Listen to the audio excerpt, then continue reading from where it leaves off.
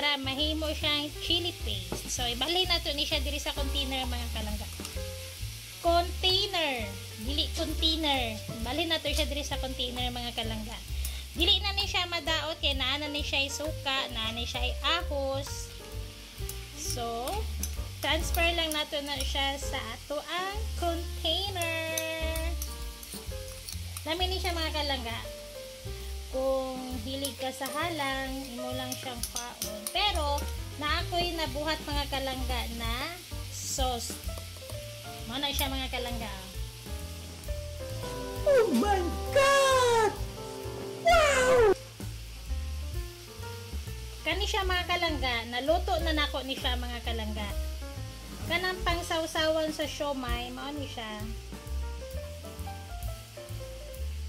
So, pwede lami ni siya mga kalangga pang sausawan nimo sa prito na isda, prito na karne or anything na pwede nimo siya pang sausawan.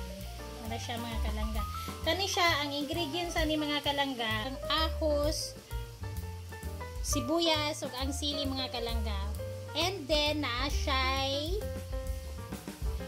mantika. Gikuan ako siya mga kalangga, gigisa na ko siya niya. Syempre gitimplahan siya mga kalangga. So nag-prevent ang iyahang pagkalami. Hastang lamia mga kalangga. So mao ni siya mga kalangga. Sa mga wala pa naka-subscribe, please subscribe Gaa TV.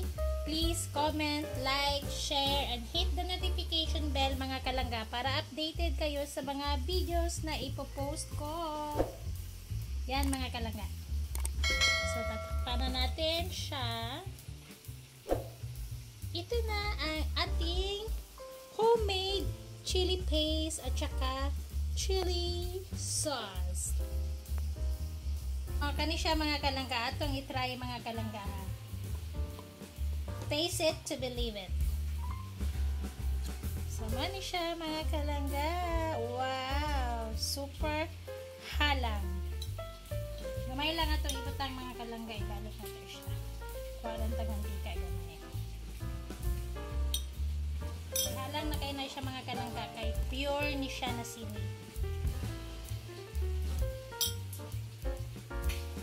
Ano to kalamansi.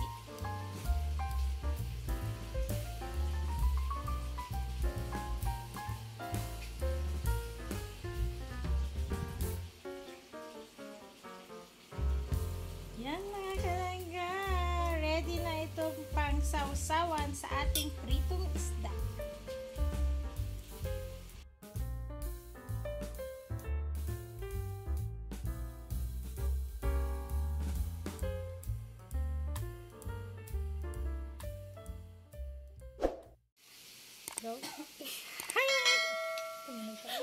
Hi mga kalangga! Muna ni siya ato ang na-harvest na sili mga kalangga.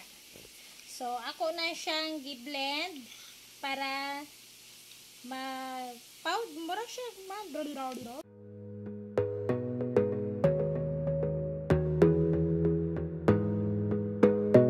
Hi mga kalangga! Muna ni siya ato ang na-harvest na sili mga kalangga. So, ako na siyang gi-blend para mura siya